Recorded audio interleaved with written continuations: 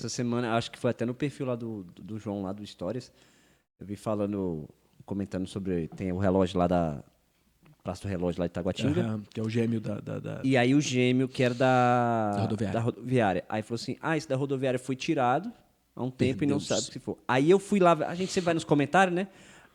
Teve um comentário da pessoa que eu falei, nossa, isso é tão real e tão trágico. A pessoa falou assim, possivelmente está perdido em algum galpão do GDF. Sem dúvida. Aí eu falei, meu Deus, Sem cara. dúvida.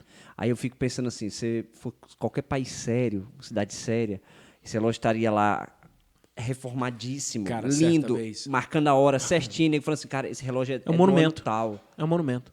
Eu tive a oportunidade de ir à França e fui em Versalhes. Versalhes, para o reino da França ali no século XVIII, é o que seria Brasília. Né? Um lugar construído para abrigar o rei, né? Para abrigar o poder. Para o Luís XIV. Aí Luís XIV teve o reinado dele, que foi muito bom. E aí depois o Luís XV, que nem chegou a reinar, e na sequência o neto do Luís XIV, que é o Luís XVI, que é o que foi decapitado, que é o da Revolução Francesa, que casou com a Maria Joaquina. E aí lá você vai caminhando, a visitação, aí tem um audio guide, né, que você vai ouvindo aqui o negócio no foninho, aí de repente, em um momento lá, eles falam, foi por esta entrada que a população faminta acessou o palácio de Versalhes para capturar o rei e a rainha. E aí conta que quando a população chegou, eles estavam tão revoltados e tão famintos que a primeira reação foi quebrar tudo em Versalhes.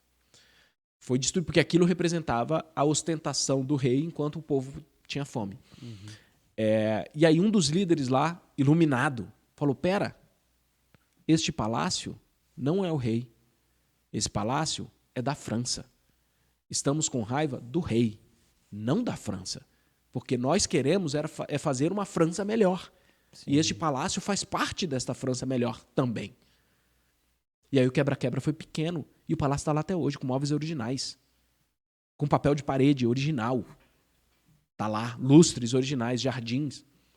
Porque no século XVIII, alguém teve a luminosidade de falar, não, peraí, o prédio, você está com raiva do cara que mora no prédio, e não do prédio. Sim. E esse prédio é meu, é seu, vamos cuidar dele. Hoje, 300 anos depois, a gente consegue ir lá visitar. E quanto de dinheiro que isso não dá para a França? Muito. Eu não sei, isso parece que é cultural do Brasil. E aí, quando você falou do relógio, com essa história. Eu lembrei só isso quando você falou do relógio, sabe? Desse descaso, não, deixa quebrar, porque o público não é de ninguém, deixa quebrar, deixa pra lá. Não, cara, não deixa pra lá não. O público é de todo mundo. É cuidar mesmo dessas coisas. Eu tive agora final de semana em Pirinópolis.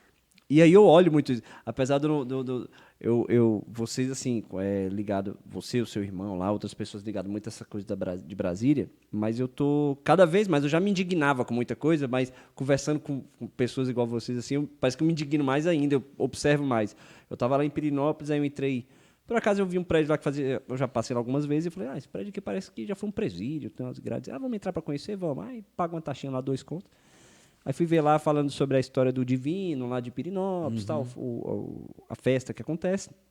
Bem no térreo, se um dia você for lá, você vai ver isso. Bem no térreo, aí tem uma placa de uma entrevista que uma mulher lá fez com uma das pessoas lá desse movimento.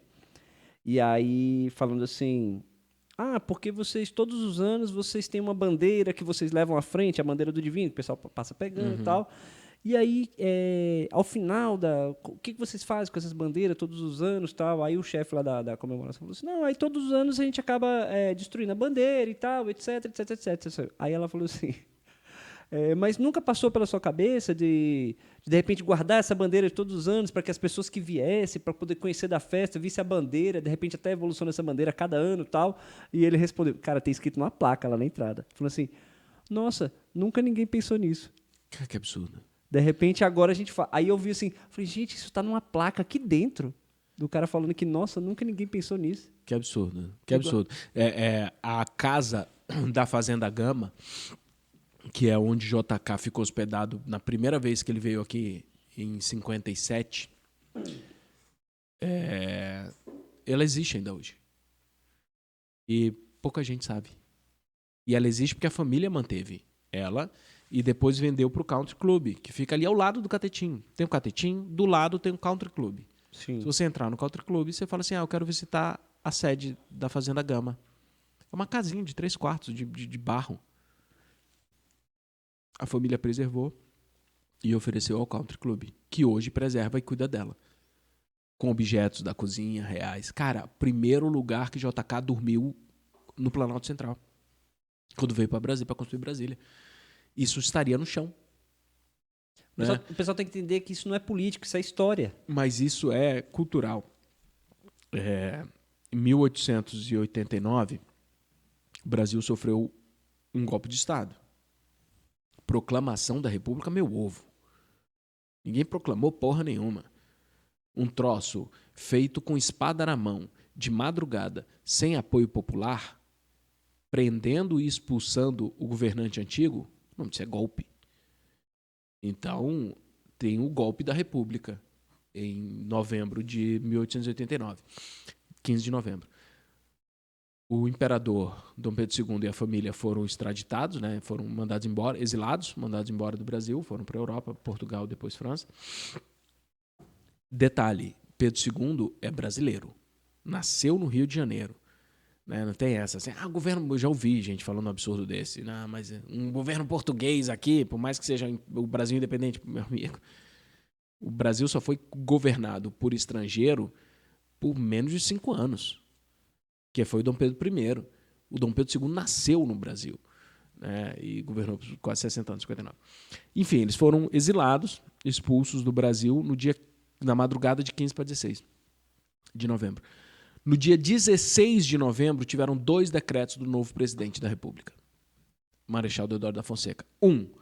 O primeiro, aumentando o salário real, o ordenado real, que era de 100 contos de réis, para 115. 100 contos de réis era o ordenado da família real.